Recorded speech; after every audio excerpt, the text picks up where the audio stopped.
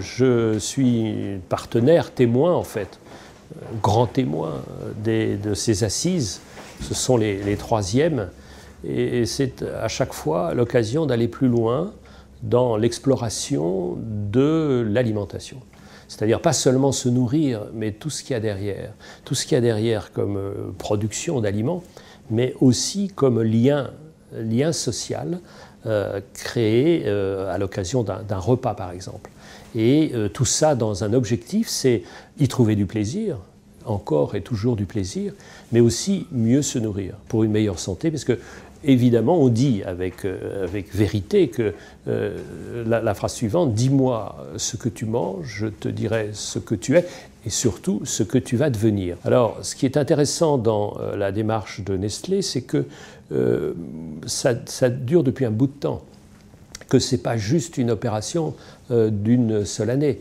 Donc on en est dans les troisièmes, ça va continuer. C'est une véritable enquête sur les comportements alimentaires. Et c'est intéressant puisque comme le repas français a été inclus au patrimoine de l'humanité, donc on voit bien ce mélange de culture et de production. Il n'y a pas simplement des monuments. C'est d'une certaine manière un de nos monuments à nous, une de nos originalités. Nous, notre travail à la Fondation Nestlé, c'est de récompenser toutes sortes d'institutions qui facilitent le lien entre les différentes populations et entre les différentes générations. Donc, au fil des années, nous récompensons soit des villes, soit des associations, soit des mutuelles, donc toutes des grands, des petites, au nord, au sud de la France, un peu partout, c'est-à-dire qui tous ont ce même souci de dire que notre culture alimentaire française est un trésor de diversité, et il faut y prêter l'attention qu'elle mérite pour les deux raisons, du plaisir et de la santé. Alors les critères des Nids d'Or, il faut savoir que nous avons plus d'une centaine de candidats chaque année, que le nombre monte, c'est-à-dire que l'intérêt grandit.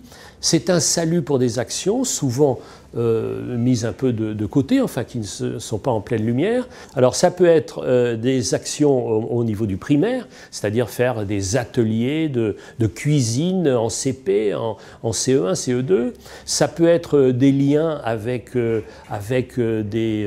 les étudiants qui souvent se nourrissent extraordinairement mal parce qu'ils n'ont pas d'argent et en plus ils veulent aller très vite. Ça peut être aussi des liens avec les anciens dans les maisons de retraite. Donc vous voyez, c'est très très divers.